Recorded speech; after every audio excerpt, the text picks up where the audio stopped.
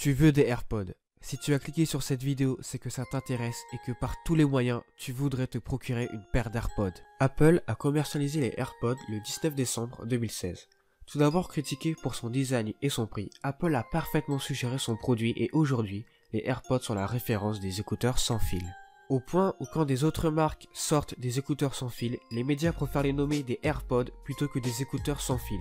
Cela montre à quel point Apple s'est imposé dans le marché des écouteurs sans fil. Après un tel succès, beaucoup d'écouteurs sans fil sont sortis avec exactement le même design des AirPods. Pas des contrefaçons, mais bien des marques indépendantes. Ces marques secondaires se sont fait beaucoup entendre par leur prix cassé. 15€, 20€, 25€, 50€ grand maximum, et vous avez une copie quasi parfaite des AirPods. Mais à quel inconvénient? Bienvenue sur ma chaîne. Aujourd'hui, j'ai à ma disponibilité des vrais AirPods et des faux AirPods. Nous allons voir ensemble ce qui pourrait être le mieux pour toi.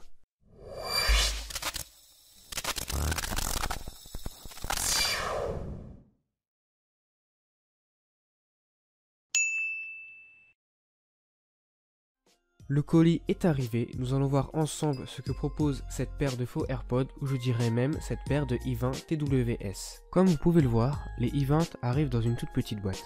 C'est assez simpliste, rien d'impressionnant. Derrière la boîte, nous avons quelques inscriptions. Tout d'abord, le fait que ça a été conçu en Chine.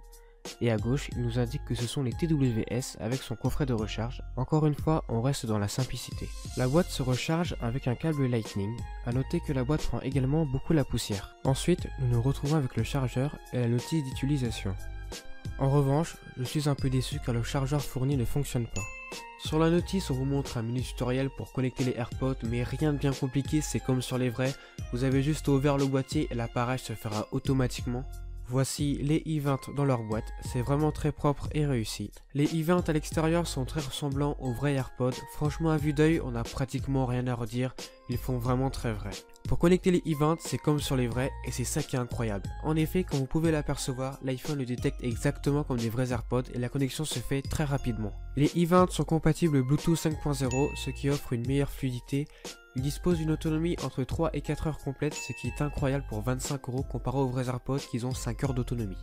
Bien évidemment, les i20 ont également le contrôle tactile, on peut passer à la musique précédente ou suivante, augmenter ou baisser le volume et bien évidemment on peut invoquer Siri. Devez-vous acheter les faux AirPods? Personnellement, les i20 valent le coup. Le seul souci est que nous ne connaissons pas sa durée de vie. Effectivement, la paire ne pourrait ne plus fonctionner au bout d'un mois, tout comme elle pourrait durer 6 mois. Tout va dépendre de votre utilisation et si vous en prenez soin. Pour conclure, je reste surpris que pour 25€ nous pouvons avoir une paire aussi proche des vrais AirPods, mis à part l'autonomie qui est réduite d'1 à 2 heures environ pour les i20 et le câble défectueux, je ne sais pas trop quoi les reprocher. Si vous voulez avoir une vraie garantie sur le long terme, évidemment achetez les vrais AirPods. Certes vous y mettez le prix mais au moins vous êtes sûr de ne jamais avoir de problème. En espérant vous avoir guidé, cette vidéo touche à sa fin.